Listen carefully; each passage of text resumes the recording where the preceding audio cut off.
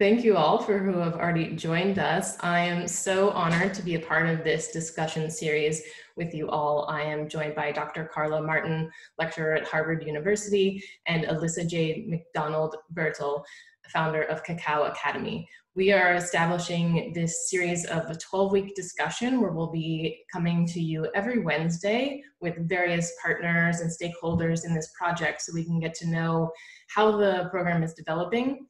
And it's really just such an incredible moment to be joining one another as we sit within our own spaces around the world during what is a difficult time in terms of what the country, the United States, is facing, systemic racism on a whole, and also the pandemic. So we have quite a backdrop, and we are, of course, aware of those things, and we want to touch on them through the research and development of this program.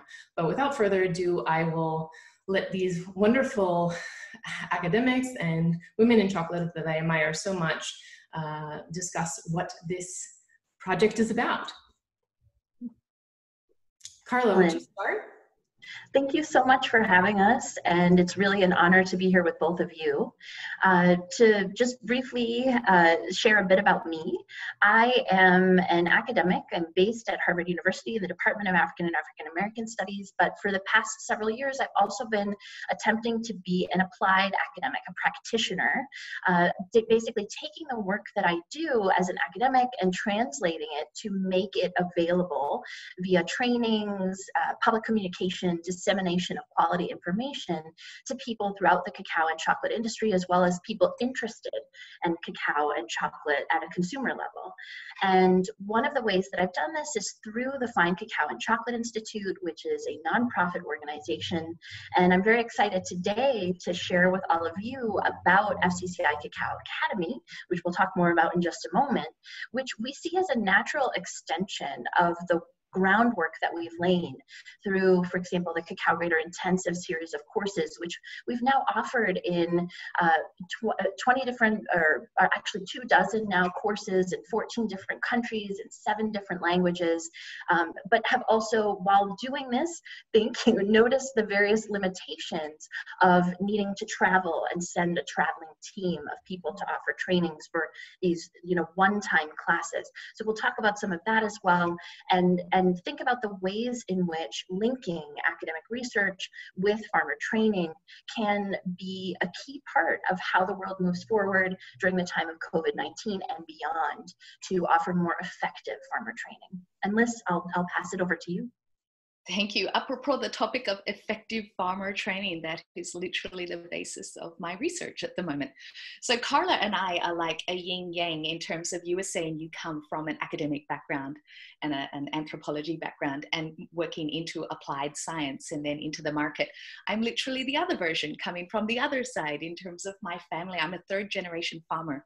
My family were farming rubber in Papua New Guinea for about 100 years. And in my generation, things are different to the early 1900s. My gender is different, the world is different. And for me to continue on being like a modern farmer was less about the old-fashioned way of growing land and having people in teams work on land and count value or growth by yield and crop. I was more interested, I was more drawn to the world of social enterprise, to ethical business, and the idea of ethical, sustainable business growing in the future. So thinking less about, do we want to have our own plantation and own growth and own cacao, or is there something to the idea of a rising tide raises all ships? And although I started, for example, with small plantation and producing bean-to-bar chocolate and bringing the Bliss Bar to market in 2009 and experiencing the entire supply chain, for me, my heart was pulled towards farmers. Specifically, the impacts around farmers enable them to multi-generationally live strong and proud lives. This is directly related to my experience with my father and my grandfather and our experience in Papua New Guinea. So we have training, we have nurseries, and we would after a while, our neighbor farmers would start to ask for help in terms of, we would also like to have nurseries. We would also like to grow cacao. We would like to do what you're doing with this little humble bean to bar business. And it became abundantly clear for us that this is where the most impact is needed. This is also a very underserved segment of the market in terms of farmer education, not just farmer education about how to plant a tree and how to grow cacao, but all of the multifactorial impacts that contribute to either an entire cacao farming household being able to do that sustainably and strongly and healthily in the future, or it being a very short-term and uncomfortable experience. So thus, for example, a few years ago, I was very honored to start postgraduate research at the University of Sydney. And the way I found my research, my professors, is through traveling the world of our own plantations, which we started in South America, and Asia Pacific is where we are now. There was this one professor I saw in the most remote part of Bougainville in Papua New Guinea, who was out there doing live public health related cacao farmer interventions. And you know what it's like when it's about the change you wish to see. And although I had spoken with universities in Europe, also in Asia Pacific, I found a lot of academics that were sitting in a seat looking at papers. And I found very few that were out there. And I'm very, very lucky to now work with Professor Marilyn Walton and Professor David Guest in postgraduate research, really looking at the effectiveness of cacao farmer training and the role and impact of farmer family household health, living income, and crop productivity. So basically, how can we bring these things together to have sustainable futures for farmers? And so that's what I love with Carla. Like, I really feel like you and I are yin yang. You come from academia and go into praxis. I come from praxis and come into academia. And I think between us, we really experience the need for, bold, active, and direct engagement on the field, combined with an evidence-based approach to make sure that we don't create more damage, that we don't, when I say create more damage, I mean that we really genuinely find impactful solutions that help farming households go forward. And Lauren, we just love to be hosted by Well-Tempered Media. Thank you so much for being the home for our engagement here. Your work in the last years regarding interest in origin chocolate makers, where is cacao coming from, what is quality, what is the joy of chocolate? You've really built a long background in this area. Could you tell us more? Thank you. Yes, I recognize that from the outgo of that, I didn't offer an introduction to myself. So thank you, Liz, for setting the path. My name is Lauren Hynek, and you've probably heard my voice if you've listened to the Well-Tempered podcast, but now I'm getting accustomed to these Zoom calls and how to brush my hair and show up for the camera. So it's such a pleasure to be a part of these discussions, and I'm really looking forward to who we're going to bring into it.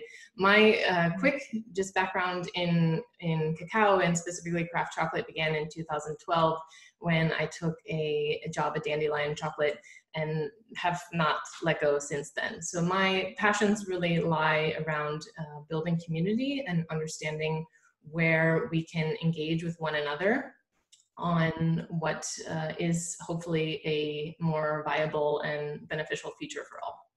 So it's such a pleasure to start these chats today with you both. That will be an introduction. And of course, those who are tuning in on the other end, we encourage you to engage with the discussion and to also read over the concept note of what is FCCI Cacao Academy to learn a little bit further. But from where we are here, I would love to just get an understanding of what we can expect from these next 3 months. And what I commend you both on is a very transparent approach. Thank you for that, Lauren. Just to place us in context and think about what we have in mind for the next 3 months, I did want to also address the fact that what we are is a group of 3 white women based in the global north, 2 Americans from the United States, one, I mean, really sort of global citizen list, let's say it, right, from Papua New Guinea, Australia, Germany, Spain. And we have been primary beneficiaries of lot of the steps to try to improve equity, diversity, and inclusion. We have had really unique opportunities for education, for access. When we walk into certain meetings, we are afforded different kinds of respect and authority. And what we see this as is two scholar practitioners who have academic and praxis-based methodologies to offer that will bring them into a really open and honest and collaborative conversation with cacao producers and the various organizations that serve them between the global north and the global south. And so that's a really important part of how we sort of conceive of this project. It's something that's very much on our mind. And as we look forward to bringing guest speakers over the next 3 months, many of the people who will be joining us are local experts. For example, women who are experts in virtual trainings for cacao producers, or men who are experts in farmer field schools for cacao farmers. All of these are different stakeholders that we see as our partners in this work, and where we hope that the expertise that we've had the good fortune to develop, the global travel and experience that we've also had the real privilege to have access to, will be able to inform the work that they hope to do locally. And so that's more or less how we're conceiving of this, just in terms of demographics and our relationship to the different constituent bodies that we might work with, partners, farmer clients, and more. And what we hope everyone will be part of a conversation with us about. Too often, cacao farmer training is done in a top-down methodology, where it has a kind of management business style of setup, where people are saying, this is what we know you need to do. Go ahead, farmers, now do it because we have told you to do so. And we really see this as the opposite of that. And I'll pass it to you, Liz, to talk more about that. Absolutely. The opposite of this top-down, we know what you need approach is talking to farmers directly and asking them what that means. I have come to learn that that is called transdisciplinary approach, which means starting with the needs of the farmer in mind and asking them, how are you? What's going on and what do you need? And also, how do you need it? How often do you need it? Often, for example, farmer training will be designed in terms of, oh, we have this much budget and we have this many people and we have this much care to deliver to it, as opposed to the farmers in terms of how do you learn? How's your days? How much time do you have? What are your resources? Certainly in my research until now, I have found the number one thing holding back farmers from implementing new knowledge and innovative practices is the entire lack of inputs and capacity to implement it. So for example, often there's farmer training that's occurring for things that a farmer just doesn't even have the capacity to do. Maybe they don't have those seeds, or they don't have that access to that water source, or they don't have access to a bank account to make savings. They don't have access to communication to negotiate prices. So what we are looking at, as Carla says, like the opposite of this, this is what we can make for farmer training, is starting from the farmer's needs. And in fact, we have conversations between us about what do we want to call our customers or our clients or our constituents. Like, we are here to produce a product and a service that meets the needs of farmers. There happens to be businesses, NGOs, governmental development aid, social enterprises, academic institutes, all of those are involved. But the most important person we are actually thinking about is the farmer. And we really are taking a service attitude.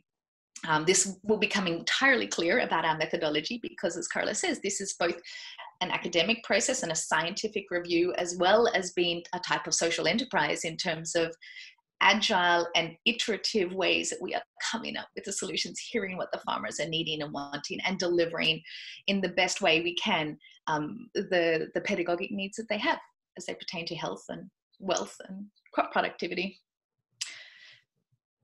Let's walk through some of those, because you have this line, which I've been attempting to memorize, which is the collaborative digital cacao farmer peer-to-peer training. Now, I'm not sure if I got that 100% correct.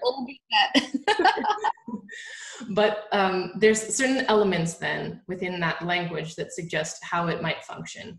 So I'm definitely hearing you both in that the farmer partners and those clients will be the crux of the program of who you're focusing on.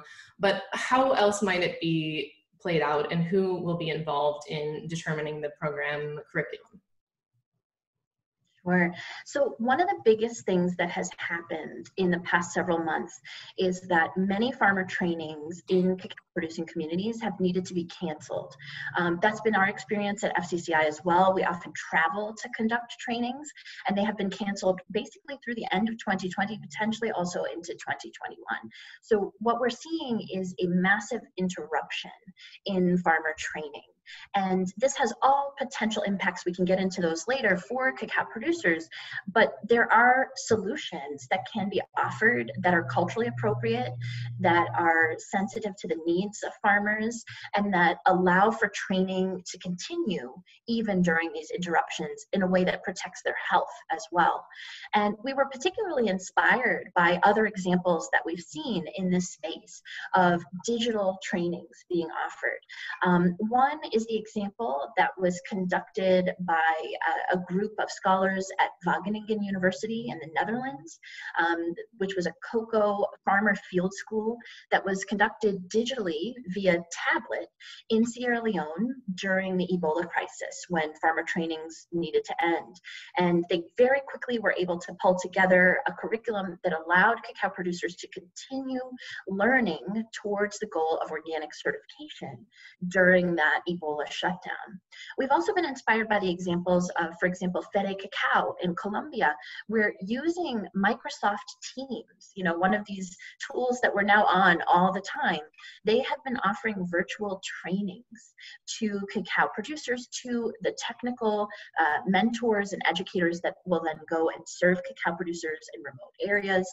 And we've also been watching examples like the MOCA project, Alianza Cacao's radio programming, many others that exist out there in this space with excitement for what kind of potential there is for farmer training being conducted in a digital or virtual sense. And I'll pass it to Liz to talk about how we see this in terms of collaboration and in terms of the training platform itself.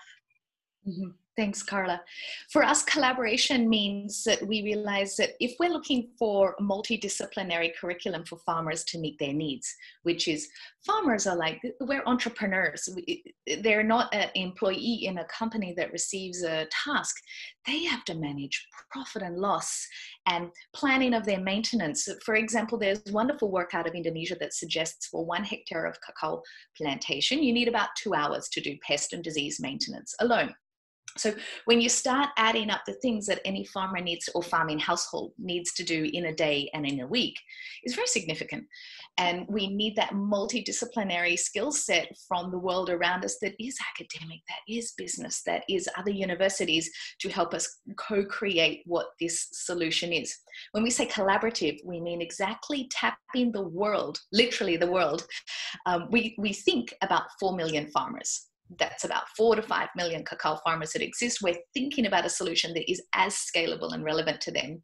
And thus, there's also a wonderful opportunity between all of our work and activities in the past. There is a huge amount of work already done. Carla mentioned some very good pilot projects and researchers that we are absolutely benchmarking from.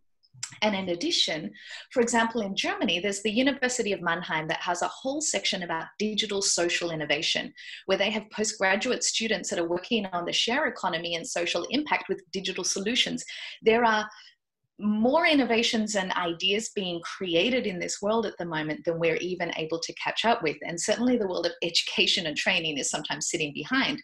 As much as Carla said, there's digital tools being proliferated and used.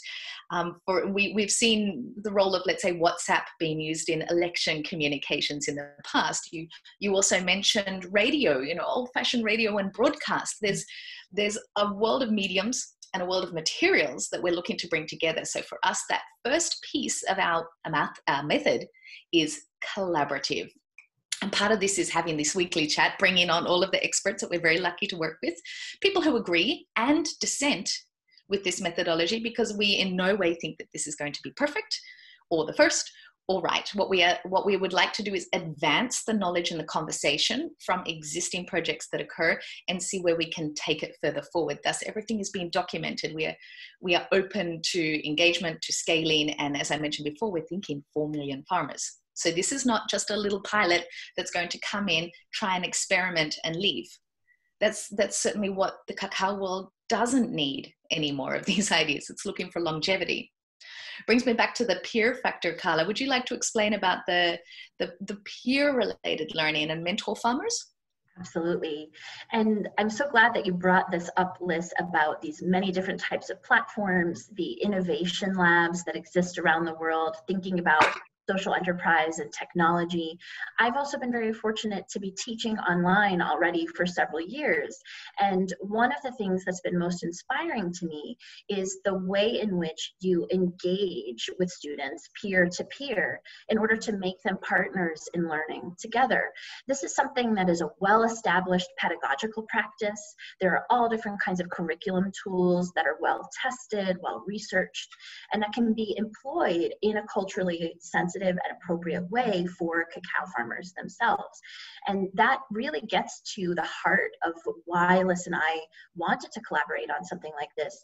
It's born out of our own experiences with farmer training, our own experiences with the limitations of our own existing programs or other programs, a deep engagement with the academic literature.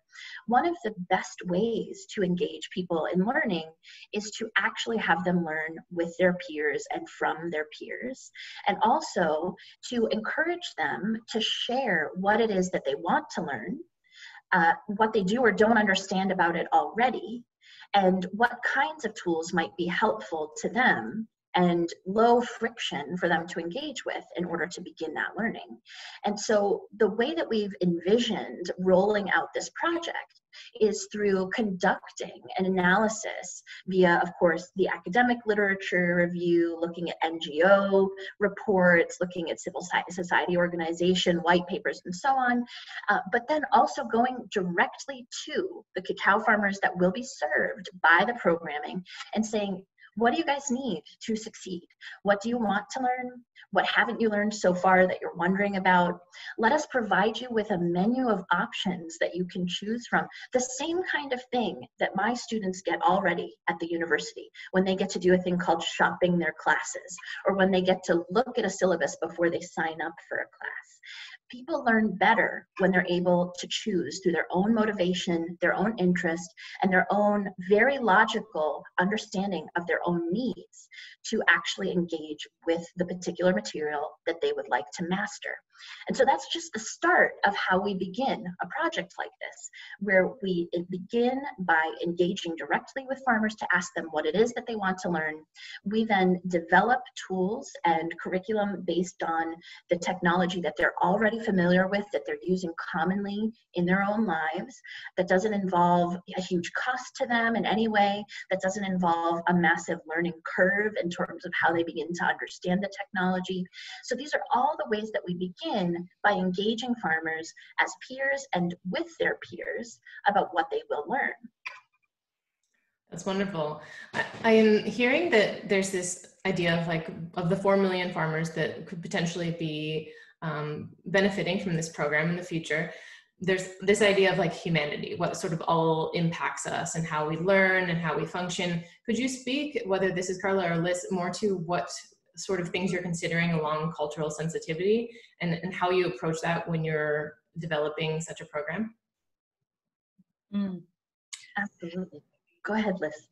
Okay. I think one thing regarding that first step is, as Carla mentioned and you mentioned before, we have COVID-19 occurring right now. And what we've noticed in the FCCI ran a poll, for example, with 159 producer organizations asking, are you impacted by COVID right now?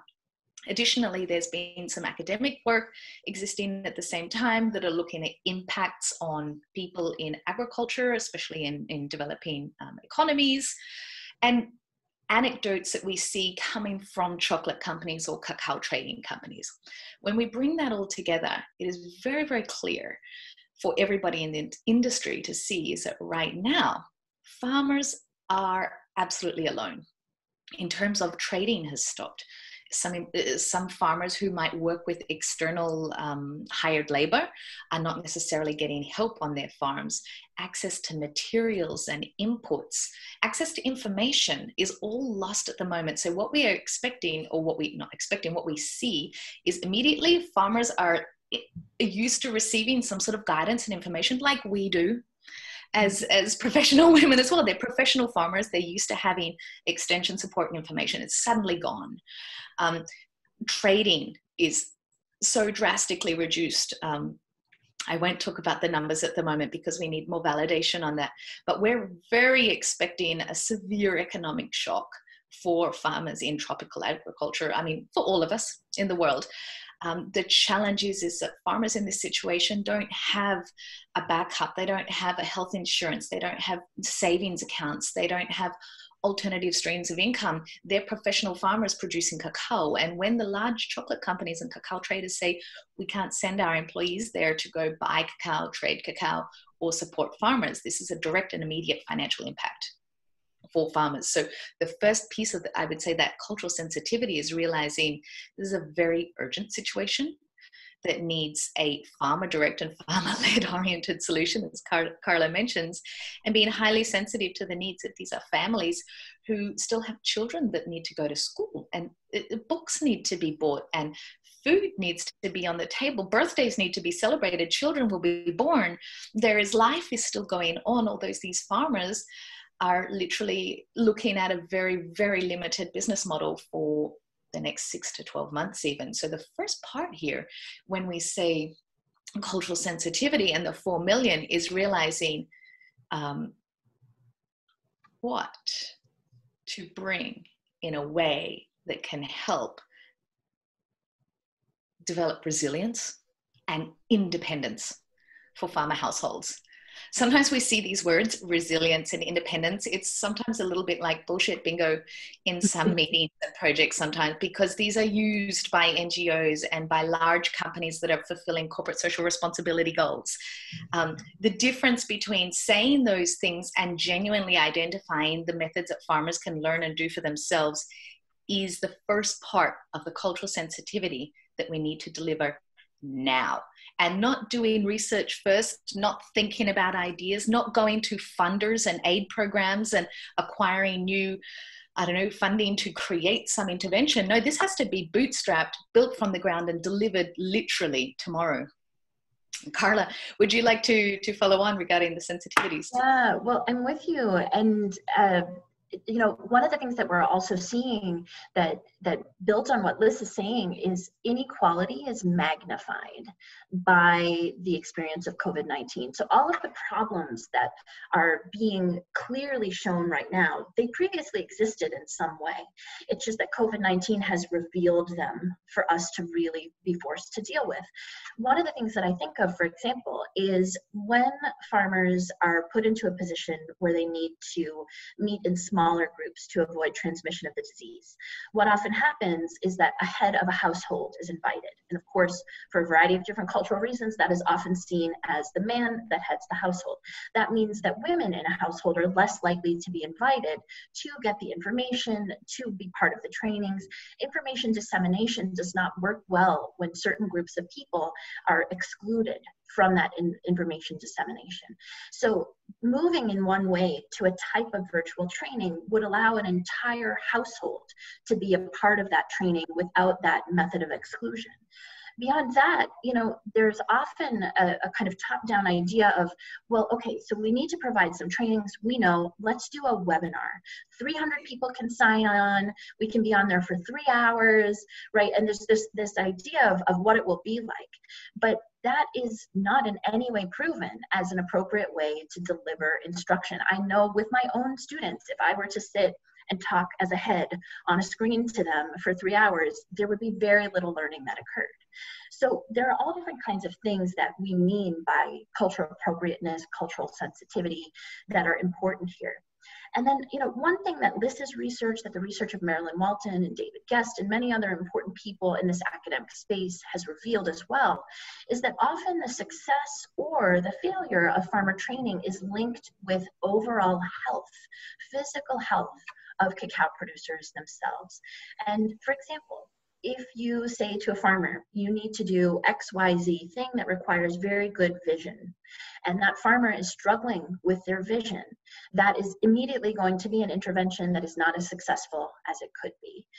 Providing a piece of technology to a farmer who is unable to engage with that technology because of limited vision, limited hearing, lack of fluency, inability to read comfortably, or putting it into a language that they don't speak fluently, all of these things also delimit their ability to engage fully as students who can master that material. And so that's really part of what we're getting at here, is reducing the inequality that exists by really prioritizing cultural understanding and appropriateness as the project develops. Absolutely. And let's put age in there as well. You mentioned how, for example, women are, if they are second head of household or don't have a name on a land title, don't get access to training. Likewise, we see at the same time a very big concern about next generation farmers and the willingness to go into the farming business. I had that exact experience myself, and in fact was encouraged by my family to say, don't go into farming like we did because there's no future there. You should go and get educated and go to the city and work for a business. I mean, I experienced exactly the same thing as what I think all next generation sitting in farming households experience now, and that is we do have an aging farmer population. There is a need for the next generation to be excited to want to go into cacao farming in the future if they see it's something they want to do, if they're attracted because they actually get a benefit from it. So, I mean, this brings up a million questions about fair price of cacao and trading agreements and the conditions that make cacao farmer or cacao farming unattractive and unsustainable and unequal. But let's just, if we are looking at the pedagogic space and the education space, we can at least make sure, as Carla said, that everybody gets access to the education. And one thing that we do think is that there is a generation, there's a TikTok activism generation that is doing wonderful work around the world. And so maybe also by delivering the FCCI Cacao Academy on a digital platform, we can make sure that we hit more members of the farming household, but also maybe we're using more of a methodology that's relevant to the next generation and the sharing of ideas. Like Carla said before, it's more interesting to learn and exchange from our peers and to have that experimental mindset. My professor, David Guest, he did a really fantastic piece of work about even teaching experimental mindset within agricultural education was to be fantastic, was something that they were suggesting, in the idea of when we just drip feed information coming in and say, do it this way. I mean, even if we say we want to learn, right, but do it this way and you have to do it and that's guaranteed going to work. But what we also need to do at the same time is teach critical thinking skills and experimental nature skills, because not every plant pathology idea or phytosanitary condition or alternative revenue model will work for every single family. So as part of this is the digital method to inspire the next generation, as well as the critical thinking skills for them to observe an idea, just be playfully curious and try it out in an experimental way, see does it work or not, and then committing the full, the limited resources that everybody has. It's a little risk management. It's also, again, acknowledging the farmer for their brilliant ideas, their understanding of what they want to put on the line, and gently inviting them to consider trying some alternative ways. Right. I'd like to read just this part from the concept note that stood out to me. If cacao farming is directly impacted by a variety of health, wealth, environmental, and productivity related challenges, then a platform needs to be as diverse as their needs. So I appreciate you both for sort of summarizing that for us in the last 10 minutes or so of how this will be different from those programs that have existed before. I'd like to stay with this place of COVID-19 for the moment, because it is something we're still living as a global society, and certainly in other areas of the world, it seems to be ebbing and flowing at different rates. And the cacao farming populations are some of the most critically affected. and potential for just disastrous outcomes. I know that Carla, through the FCCI, you had done a poll. If we could walk through some of those numbers, or just to touch on, where from the point the poll finished and now where we are today in terms of what we know. Yeah, thanks for that, Lauren. So we conducted a poll. We launched it on April 2nd, 2020, and we analyzed, collected data and got a video response analysis out about the poll by, I believe it was April 20th. So I'm saying that because we're a couple months away from that poll data. Were we to conduct the poll today, it may have slightly changed. And we do have plans to do a second poll based on feedback from that first poll. This was a poll that reached 159 responding cacao production and trade operations that were primarily outside of the countries, the two biggest countries, Ghana and Cote d'Ivoire. The vast majority were from Latin America. We had a large number from Southeast Asia, and we had a small number from other countries in Central and East Africa. And some of the things that we found were very indicative of the COVID-19 interruption and the impact that it might have on cacao farmer training. For example, 80% of the cacao production operations that responded were limiting gatherings of large groups of people. 74% were limiting non-essential visits and travel. 70% were changing in-person meetings to virtual where possible. But I'll add to that a lot of them shared, connectivity in the area where, part of the group that we work with is not sufficient for us to be able to share with them any kind of high bandwidth information. In fact, even just conducting this poll was somewhat non-traditional. There were groups of farmers in Central America who were responding to us question by question in Spanish on WhatsApp because they couldn't actually load the poll via their data connections. We also saw that 67% of these organizations were rescheduling or canceling events or meetings and trainings. And then in addition, they very clearly indicated that they had an acute need to continue their training for public health purposes. And this is really important. I look, for example, at the context of the United States, where COVID-19 started as a disease that was traveling on elite bodies, people who were able to travel and move the disease with them. COVID-19 is continuing to do that. We saw it turn up in Florida as students going on spring break traveled to the beaches. But we're also then seeing a very serious impact on farm workers, migrant laborers who are now moving with the infection as they continue their work in farming our crops. So farm workers, migrant laborers, cacao producers are part of this group of people that become high risk for COVID-19 if the conditions to protect them are not in place. And so 86% of these organizations told us in the poll that they felt an urgent need to educate workers about hand hygiene or respiratory etiquette, that they wished they had better ways to communicate, especially because COVID-19 is such a different virus and we're still learning every day about how we protect one another. They were worried about how they might best communicate that. And 50% of these organizations, now I actually believe this number would be much higher, were directly changing their processes to reduce risk of exposure, doing things like having people go out at different times for harvest, limiting the population of people working in a centralized fermentory, or otherwise reducing exposure among groups of people.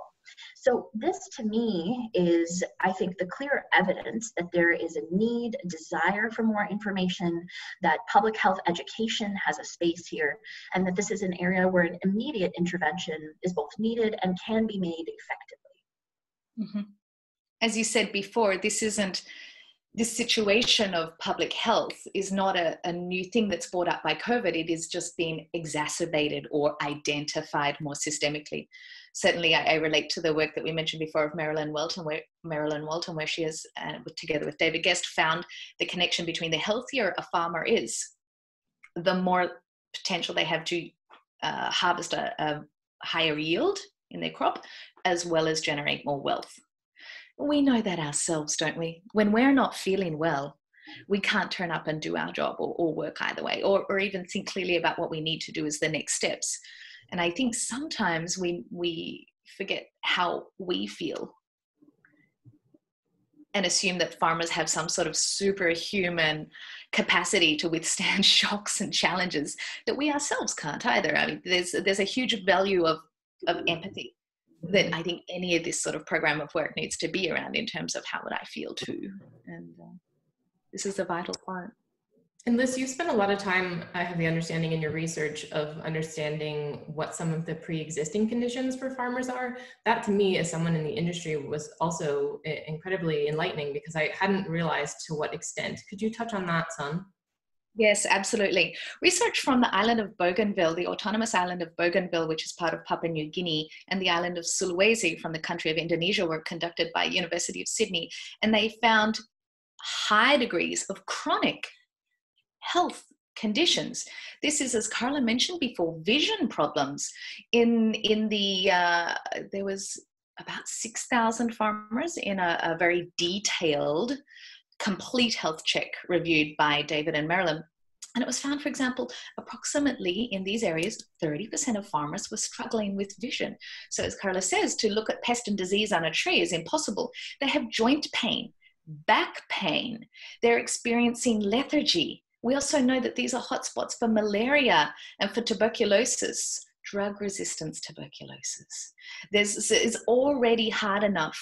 The way I think about it is already hard enough to get out of bed as a cacao farming household, to then go forward and do the work. So yes, what we have is, when we have shared this information, for example, I'm in a very significant discussion with the UN International Labour Organization and UNICEF in Côte d'Ivoire for the last year or so, discussing these findings and just seeing if there are elements that are in common in Côte d'Ivoire, which is a significant cacao producing country, and anecdotal evidence that they have collected there from the UN ILO and from UNICEF is indeed significant in terms of digestion issues in related to either food insecurity or worming or parasites, just these basic things that literally mean, again, you don't have the energy to get up and do the minimum 2 hours maintenance, plus the identification of inputs, and plus a very full and heavy workday that farmers are requiring. So certainly we're delighted to welcome, there has been a significant increase in interest in farmer health, certainly since the COVID issue. So I think that we should also put it out there and say COVID is excellent for identifying these underlying vulnerabilities that occurred. I mean, now we're able to have or hear conversations, certainly from big chocolate and cacao traders and NGOs, about access to basic common healthcare. And what are the facilities available? What I love is that the UN ILO in Côte d'Ivoire is using design thinking from the farmer perspective to think about how can farmers access the legally available rights that they have to healthcare in the country. And this is I think this is really cool to see large unilateral like that, using very modern and target oriented thinking to enable more access for farmers. Certainly here is a great opportunity for the rest of us in the chocolate and cacao world to step up and look at, for example, what resources do we have available to deliver or contribute into this effort. And from an education or a training perspective, preventative health training, preventative healthcare knowledge is a great way to do it. These are farmers. There's opportunity to produce and grow vegetables to address food security, as well as alternative methods for income. So literally all of us, I think, in chocolate, end to end, have something that we can contribute to healthcare for farmers. We just need to think about our processes, less about how much cacao beans, what's the crop, what's the moisture of the cacao bean, how is it being traded, and more about, and what are the conditions that make this easier, or the conditions that make this harder. Sure. And simmering another moment in this idea of, if you look at the colonial past of cocoa, where you had people from the global north arriving to the global south to say, I'm now interested in this resource and I will exploit such, and along with that came new diseases and viruses. And in a way, we had seen a repetition of that through COVID-19 and what Carla had just mentioned. I would love to hear more about if through the FCCI Cacao Academy, or just in other farmer programs that are developed in the future, that might shift how teaching is moving forward. Yeah, thanks for that question. It's so important. You know, with climate change and all of these other pressures, we all need to be traveling less. It's so simple. And the people who travel the most in this industry are the people of the global north. The largest companies are the biggest carbon emitters, right? So there are all these different things that we have to keep in mind. So reducing the amount of movement for these trainings is significant, both from a climate perspective and a health perspective, especially because many of these communities that are farming cacao are those that are also the most impacted by climate change, whether it be due to unpredictable precipitation and temperature changes that make growing cacao harder than ever, or due to pollution and other things that are more likely to turn up in their communities because they're unable to advocate against them. So all of this is something that's very much on our mind. In addition, for those of us that look at equality, inequality, and what allows certain people to move in certain ways, one of the things that really stuck out to me about the way COVID-19 spread around the world is that it was traveling with people who had passports that let you go anywhere. So for example, imagine that you are a person from Congo. If you want to travel to Belgium, you actually need to prove that you are of good health to enter the country of Belgium. The first person to bring COVID-19 to Congo was a Belgian citizen.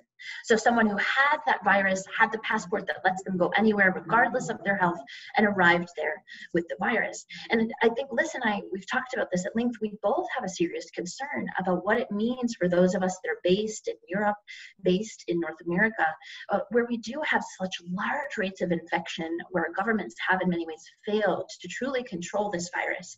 And if we were to be continuing to travel to these communities that have double burdens in their health already with these pre-existing conditions, that have considerably less access to care, considerably less access to safe quarantine facilities. This is a moment when this magnification of the problem can really shed light on that overall inequality in who gets to travel and why, and whether there isn't a better way to design training in general. Thank you. Should we now move to... How are we for time? So about 10 minutes. For about First 15 minutes. 12 weeks. As anybody who's tuned in, you can hear that we're like entirely passionate about this. And, for us, this is a 24-hour conversation that occurs. So Carla is in North America. I'm in West Europe. And the way we actually do this, it is a follow the sun project. All decisions, activities, and methods are made every single hour of the day. I feel like we have productivity here because there is so much to do. We have so much in front of us. And I think that's really funny. You can just feel the passion and the complexity pour out of us, and how much it needs to run. As we are here for the next 12 weeks, Lauren, what do you think is the right thing right now? How should we move this forward?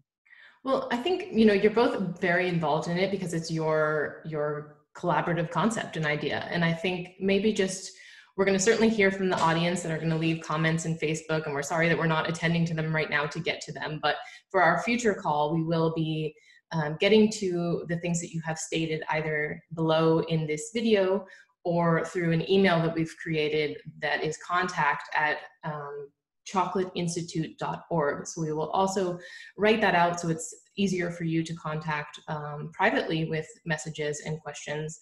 But I think maybe just to put on my layperson hat, which I already am, so I don't need it, but there's so much research and effort that has gone into this, but just to simplify some of these concepts for those who might be on the other end of what your goals are and what is the purpose of doing it in this fashion and why now? I mean, other than the incredible insights you've already offered, but there seems to be a certain urgency that I hear in both of your voices and other than the passion, of course. Ooh, I like that. Liz, I'm wondering, maybe I summarize the project, like our statement of what we do, and then how do you feel about talking people briefly through the methodology that we've developed? Ooh, Does that sound? Okay, so what we've conceived of with FCCI Cacao Academy is working with a variety of partners who you'll be introduced to as time goes on, a collaborative digital cacao farmer peer learning platform. What this means is a way in which cacao farmers can access virtually, and this looks lots of different ways. So think about things like videos, WhatsApp, games, quizzes, surveys, and so on, how they can access the important information that they have told us that they need to learn during COVID-19 shutdowns or into the future. So the idea is, we're in a moment when these trainings have shut down. It's time to offer these options virtually, but then allow them to exist after COVID-19 has ended and it's safe for people to gather in groups again so that they can continue to learn, knowing that they will have this repository of virtual information that they can go back to better learn, to repeat information, to really master it over time. And the way that we get there is through a methodology that's developed through academia and through praxis, which Liz will describe. Absolutely, thanks. We will start with identifying the baseline. Certainly in my humble research until now in farmer training is often trainings will start and education programs will begin without a basic baseline of where are we now? And what I mean by that baseline, it's what is the situation of the farmers? How much crop is there? How is the livelihoods looking? How healthy is everybody? What's going on? So when we develop the we will know what the starting point is and then ask the farmers, which of these issues is most important to you, and how would you like to receive it? And then we develop the curriculum and the technology stack to deliver it to them. At the end, we then would like to see, did it really work? It sounds so simple and so basic to say that still in this day, there is not enough monitoring and evaluation of genuine impact that's occurring.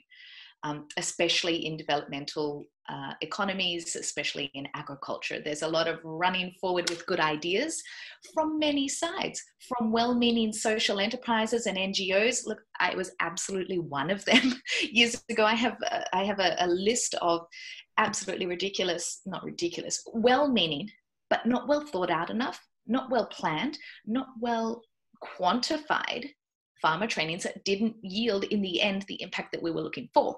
You can tick a list and say interventions delivered and helped, or interventions created and delivered, as in X number of farmers trained, but did they learn something new? Did it really help them? Do we see a result in the crop? So I would say the methodology, if you could put it in one big bracket, is making sure we know what's the start, checking what the farmers actually want, delivering a product and a service that suits their needs, and at the end seeing, did that really help the things that they said they wanted? So it's less about building bridges and unnecessary schools and more huts.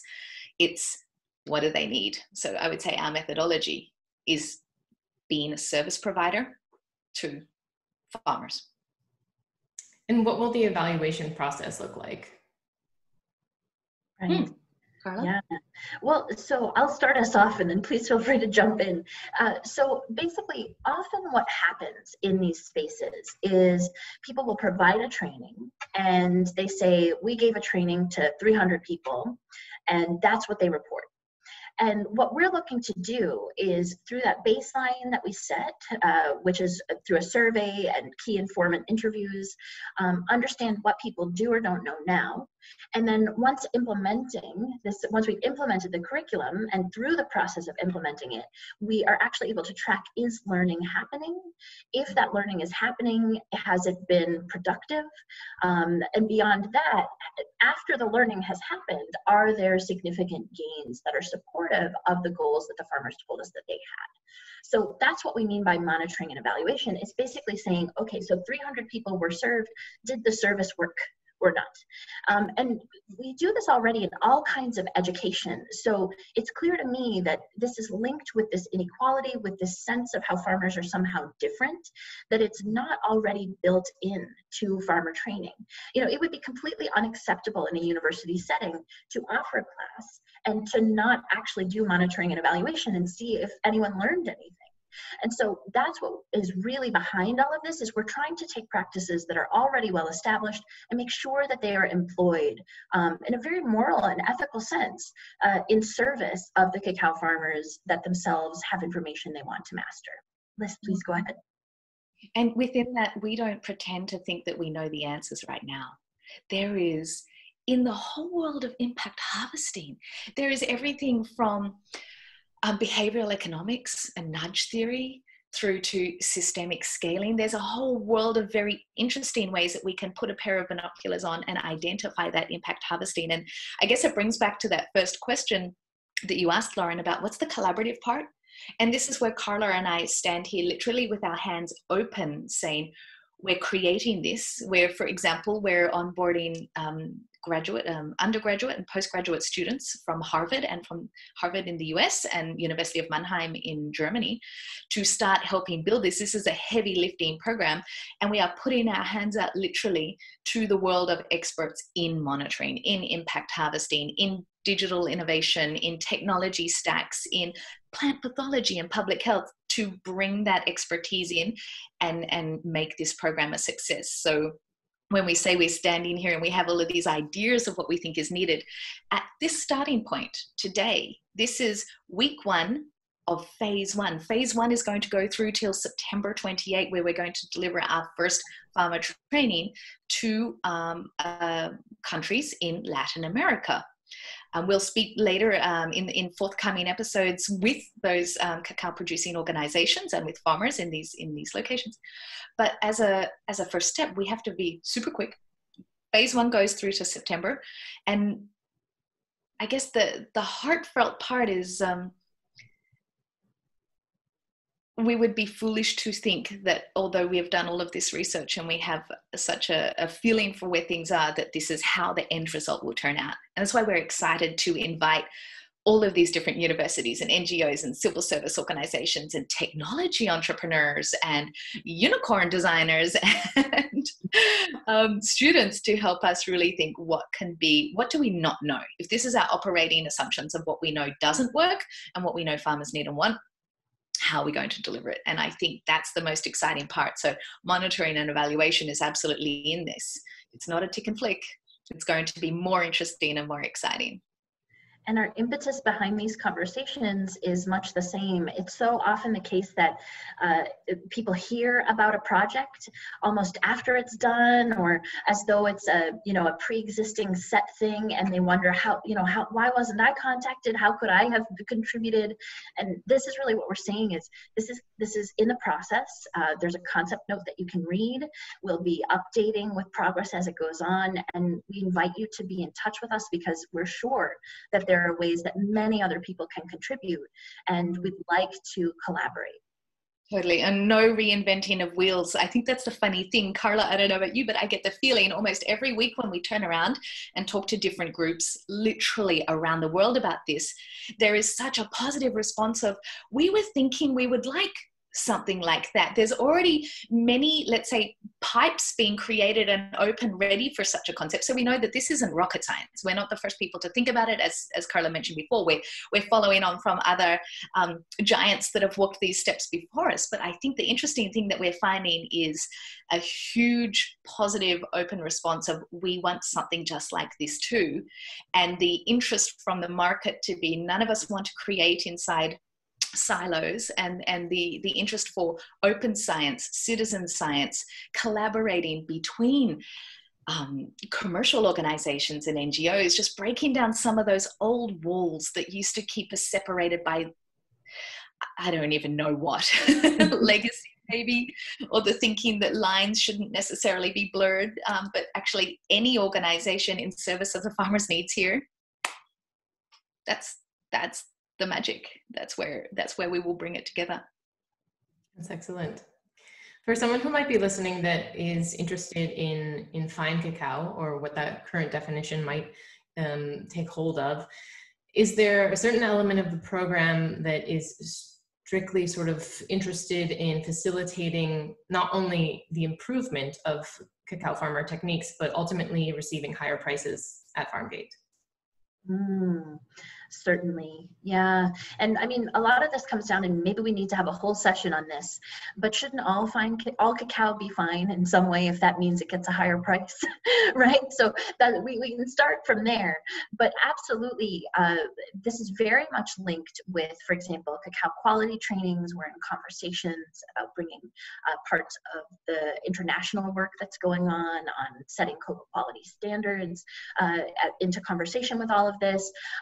We're also, we've already through FCCI been engaging in virtual training in different ways. So this is a very natural way of basically building out that capacity and scaling it. And beyond that, you know, very politically, Liz and I believe strongly that this is something that everyone should have access to. If a cocoa producer determines that what they want to be able to do is to produce a high quality product, that's absolutely something that they should be able to do. It is very much in my belief that people have a right to defect-free, high-quality products in their lives, whether they're raw materials, finished products. And so that's absolutely an underpinning value in all of this work. And Liz, I'll let you add to that as you wish. Yes, you touched on one of our heart topics. Is we also recognize that until now, quite a lot of cacao farmer training has also targeted cacao farmers that are, although farmers generally are living under very difficult and vulnerable situations, there is also a segment of farmers that are ultra poor and marginalized, maybe because of their religion, their socioeconomic status, a million reasons. And so we're also highly aware that sometimes farmers have had access to opportunity because they have a certain religion or because they have a certain name or a certain land in a part of the country that's amenable towards sharing that. So we're highly aware that as we produce our product and our service for our clients, the farmers in certain areas, we absolutely have an eye on making sure that we are servicing and identifying certain groups that are in high need.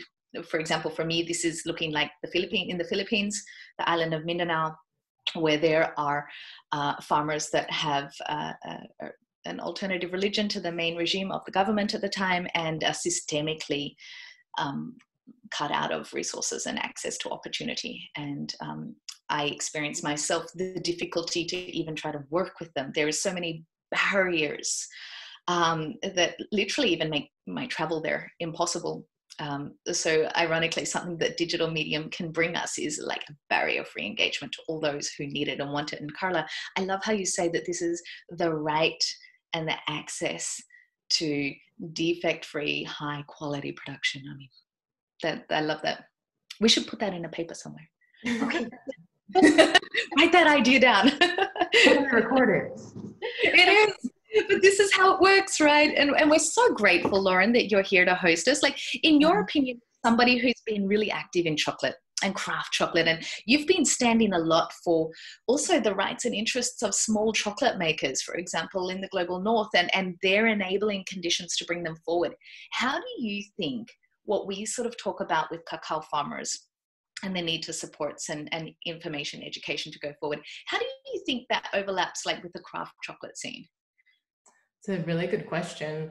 I mean, I certainly think that much like we're doing today, it's a lot about communication. There does seem to be a bit of a line drawn between where one can step or not, and who has access to those programs. And, you know, some of them are as simple as a paywall or accessibility to attend a conference or whatever the myriad aspects might exist already for chocolate makers or the craft chocolate community. That is not to say that they are anywhere near some of the economic situations that you find at origin, and I am not making that comparison, but I do think that there is a greater responsibility for the craft chocolate community to understand where they fit within the system and how they can do more good and what that might look like. So I also hope that these discussions encourage further reflection into how we've participated in the current system and programs that exist and the way that they've developed and why and for whom, and take a closer look. Thank you, Martin. Yeah. But do either of you have any kind of closing remarks? We'll wrap up here maybe for today and continue certainly with episode 2 that will give greater, we will address further what you've developed in the last 7 days. Yes. Just a big thank you to everyone who's tuned in or will be tuning into the recording of this, for your time and your interest. And really to reiterate, we are so open to comments, to feedback. Again, those comments can be put on the Facebook page. They can be emailed to contact@chocolateinstitute.org. We're here and we're listening and we're working hard. And the more that we're engaging with potential collaborators, the better the potential success of this project. So thanks. Liz? I have nothing more to add. Okay. Well, I will then throw in what we've kind of determined will be this final question of the series. And knowing that I will be seeing both of you week after week, it's not going to be a comprehensive or a cumulative response, but more so for today, what you've maybe taken away from the conversation or just where you are in a headspace of what you're considering. What would you put on a billboard? What is important? Oh, you chose that question. What messaging needs to get out there that fits on a billboard? That's such a good question. You know what I love? How we talked about having this question and none of us were prepared for it. That's so Let me lay an idea. I don't have the message yet, but I would love to reflect on the wonderful work that, is it Megan Giller from Yes. Chocolate Noise, who's been hosting Black Lives Matter discussion and equality discussion in chocolate makers. So something from that is resonating in my mind in terms of her work to encourage, and what you were mentioning before, Lauren, regarding just access to enabling conditions that a person can independently go forward and create the business or life or way that they're interested in. Something in my stomach this week, in reflection from the wonderful work of Chocolate Noise, we'll put all the links below, makes me think of something like, I'd like to reflect on that with my billboard. So maybe it is like, it takes all hands and shades to make chocolate. Or I think that's something I would love to pick up on. Thank you. Yeah, and I'm actually going to borrow one of my favorite quotes that we think a lot about in African and African American studies, that's been shared by a colleague of mine, Dr. Cornel West, recently, which comes from the Irish novelist Samuel Beckett, who is talking about and who inspires a lot of us in African and African American studies as we think about things that have failed in the past and ways that we need to fix them for the future. And it's simple. It's try again, fail better. The whole purpose behind this is, we've identified some failures and we have ideas about how we might fail better moving forward. And that's what we're aiming to do. Great. Thank you both for this first incredible introduction and episode that we've provided for what people are seeing on the FCCI Facebook page. Again, if you have questions, comments, please leave them below, and also contact that email, which is contact@chocolateinstitute.org. We'll get all the details and links and references to you, and we're so excited to be on this journey together. Thank you. Thank you, Lauren. So much. See you next week. Yes. See you all next Wednesday. Okay. Bye-bye. Bye.